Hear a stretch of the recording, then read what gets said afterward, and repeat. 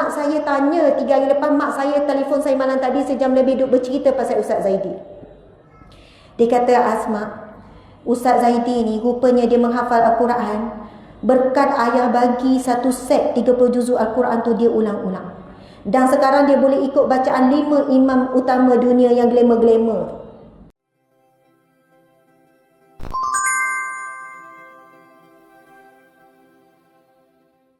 Saya nak cerita kisah seorang lelaki buta. Seorang lelaki buta yang daripada dia remaja sampai dia dewasa, sampai sekarang umur dia 50 lebih.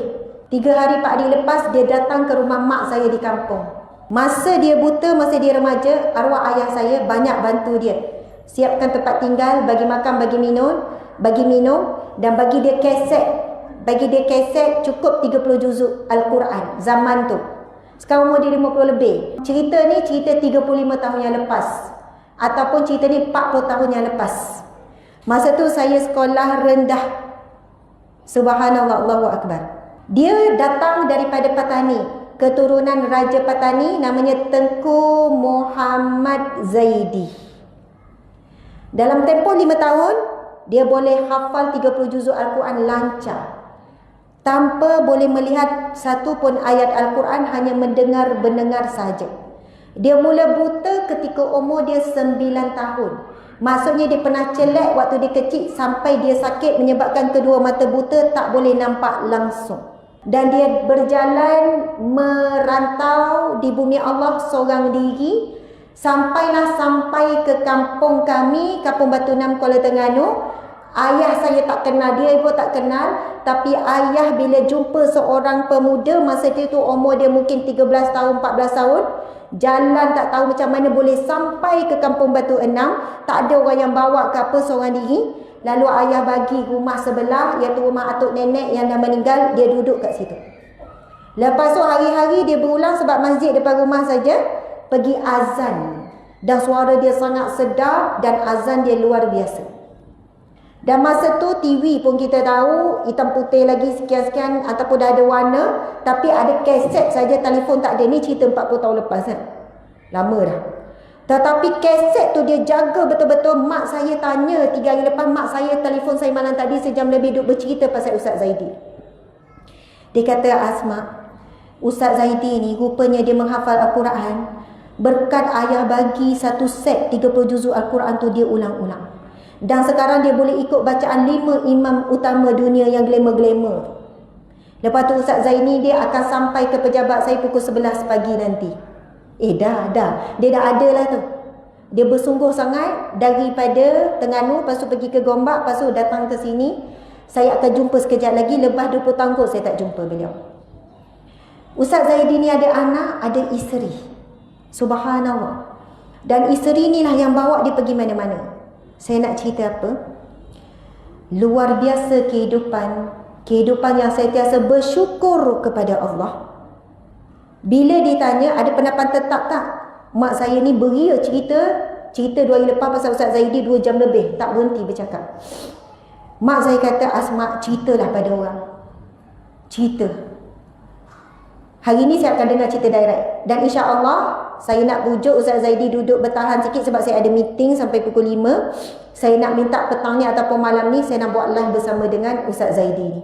Nanti tengoklah dekat page, dekat TikTok ke, dekat IG ke. Saya akan buat, boleh dengar langsung dari beliau, kisah hidup beliau. Satu kisah, dia cerita, satu hari, isteri yang bercerita, isteri sebelah. Cerita ni berlaku bulan lepas ke 2 bulan lepas macam tu.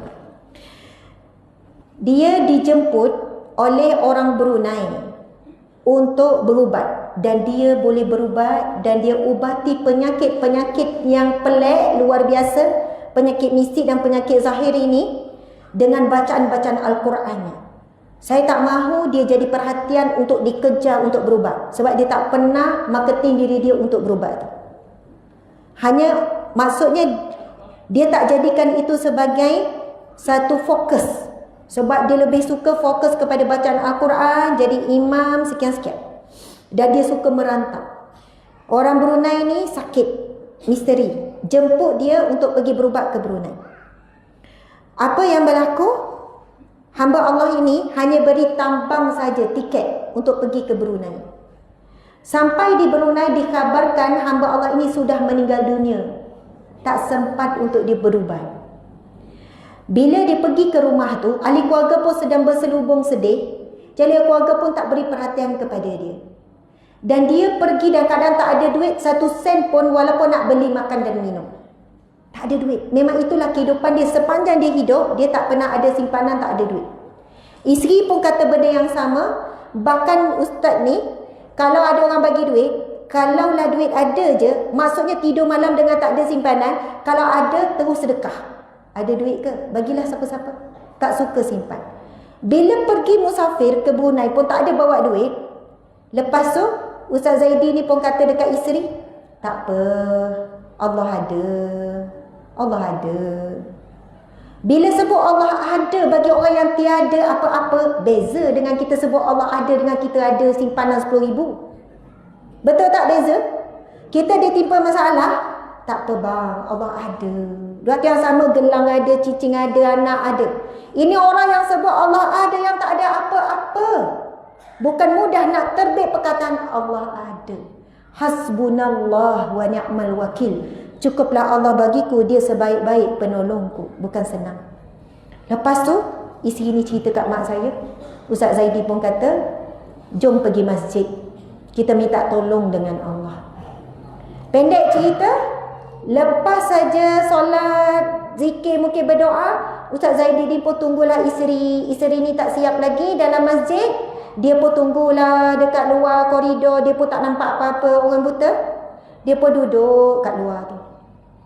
Datanglah seorang hamba Allah, tak kenal, tak ada urusan, tak ada apa-apa, pun borak, lepas tu bertanya terus. Tanya terus Ustaz Zaidi ni. Padahal tak tahu pun dia ni ustaz ke siapa. Orang buta duduk sorang-sorang, tak ada siapa-siapa kiri kanan. Yang ni terus bertanya, Cik, encik boleh tak? Bukan panggil cik, tu panggil ustaz. Ustaz boleh berubat tak? Boleh berubat tak? Bayangkan dia datang untuk berubat orang lain, tiba-tiba orang tu dah meninggal dunia, dia duduk di situ, tiba ada orang yang tanya boleh berubat tak? Dia kata boleh, insya-Allah, dengan izin Allah. Pendek cerita, terus dia diberikan hotel. Maksudnya orang yang jemput pertama tak sediakan lagi penginapan, hotel, makan minum, tak ada bagi duit lagi. Lalu orang kedua yang Allah datangkan ni terus sediakan tempat tinggal, hotel, makan minum dan berhari-hari berubat sampai orang ni sembuh. Penyakit dah bertahun-tahun, sampai anak pun sakit, anak pun sembuh. Sampai dalam tempoh itu semua tempat tinggal, makan minum dia semua selesai. Lepas tu dia pun nak balik. Balik melalui Labuan. Pendek cerita, dalam perjalanan aksiden. Aksiden laki bini sampai kena masuk hospital. Padahal sedang menuju ke airport, dah ada tiket flight. Bila aksiden, terlepas tiket flight. Takkan dia nak pergi minta dengan orang tadi tu? Tapi isteri ni cerita, mulut suami ni, Ustaz Zaidi ni tak pernah merungut, tak pernah kata kenapalah, ya Allah aku ni dah buta jadi macam ni pula gini. Tapi yang terbit pada lidah dia, bila dah aksiden kena masuk hospital, sebab maksudnya tak dibenarkanlah, keadaan tu tidak mengizinkan untuk terus pergi airport, kena bawa dengan ambulans apa, tak adalah. Mulut tu Allah atur belaka, semua Allah atur. Apa yang Allah atur tak pernah silap. Isteri ni yang susah hati kena meninggal, tak apa, Allah atur molek belaka. Sampai dekat hospital, sementara menunggu, tak perlu ditahan, sementara tunggu obat, ada hamba Allah datang. Ustaz nak pergi mana? Kenal ke? Saya tak kenal. Tapi Ustaz nak pergi mana dengan isteri ni? Saya ni nak balik Semenanjung, nak balik Malaysia, gini. Lepas tu tak apa, saya uruskan belakang. Siap naik Mas Airlines, siap sekian-sekian, belikan tiket, balik. Dan tak kenal pun siapa, tak tahu siapa. Itu satu cerita. Mak saya kata, Asma, pelik, dahsyat cerita. Dan banyak lagi cerita-cerita yang pelik. Orang yang hidupnya boleh hidup dengan elok apabila Al-Quranul Karim di dalam dada. Bila masanya banyak dengan Al-Quran, memang benar Allah akan jaga.